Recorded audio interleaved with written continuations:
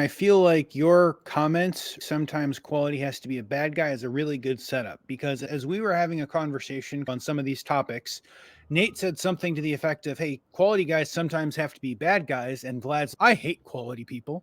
In my line of work, in the automation or maintenance or other lines, there is the need to go get product through. And I feel like most of the time, and lots of times on Manufacturing Hub, we talk about the need to go get product through without necessarily including also of the correct quality and compliance and all of those other things, because at some point it feels like rot speed is the most important part.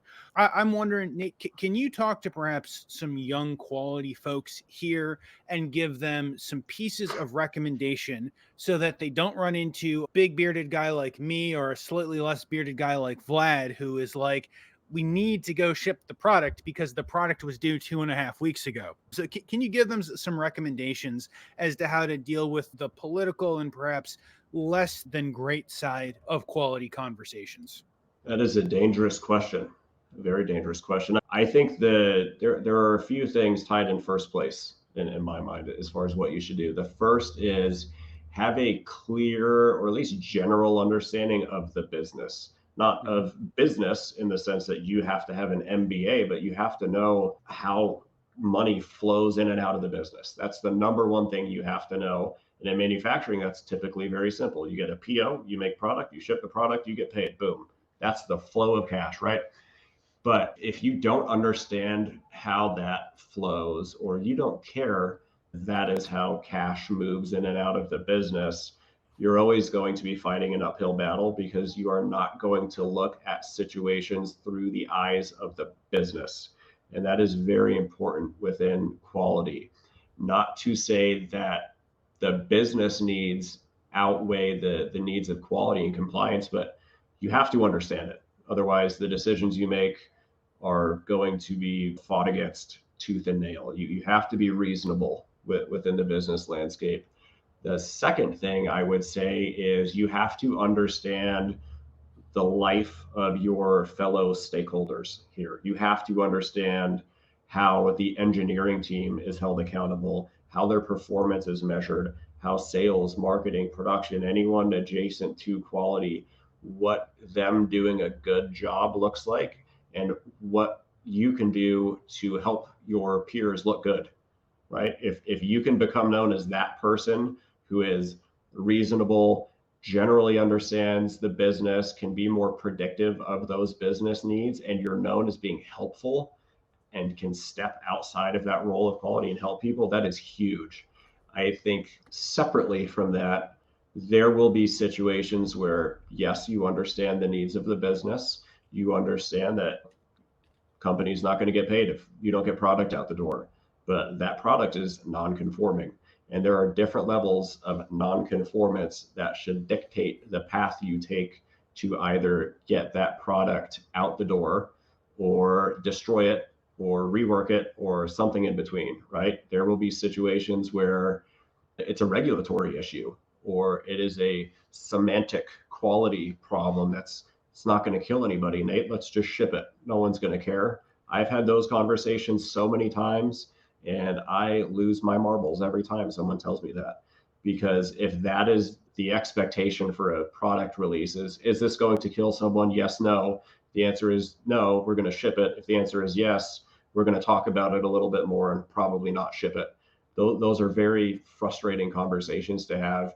And I think it also goes back to understanding what the business is and understanding what dangerous means and not crying wolf and pretending that things that are not catastrophic issues that could lead to consumer injury or death or litigation, recalls, anything like that. You have to understand what those different levels of nonconformance are versus I have 5.2% of labels that are crooked, and my AQL says if anything over 5% is crooked, I'm rejecting this whole thing. We're redoing all of the labels. Those are situations where maybe you can write a deviation, open up a kappa, and figure out how to make your labels a little less crooked on the next run, where it's not a regulatory issue, a quality issue, cosmetically, no pun intended. It's a quality issue, but it's not going to harm anyone. It's not going to put the business in harm's way. It's just, this doesn't look as good as it should or as good as it normally should. And those are situations where you really have to understand, is it worth rejecting an entire production lot, killing everybody with rework, blowing up a release date, and really affecting people downstream? Is it worth it? But there are also situations where this product tested positive for X, Y, and Z bacteria, and this retest is going to take 7 days, and it is what it is. You have to wait 7 days, not going to budge. You can have everyone in the company standing in my office yelling at me about it, but that product is not getting released, period. And you have to be comfortable having those conversations, but you can't have those conversations confidently unless you know how the business operates and you understand what those different levels of nonconformance and really those different risk levels look like, and what are reasonable paths forward to solve those problems. It's a very long answer to the question, but I think in a nutshell, you have to understand the business. You have to understand the process, the people, and the risks associated with everything to make intelligent decisions and not be so dramatic about every little thing that goes wrong. I know that is something quality people are known for, is we've made a mountain out of this molehill and quality's panicking. And if you're crying wolf about stuff that truly doesn't matter, odds are no one's going to like you, and it's actually your fault because you should have prevented that in the first place through your quality system, and shame on you. And I tell people that too, where I have quality managers say, my boss doesn't listen to me. He's just saying, oh, all you say is I can't do that.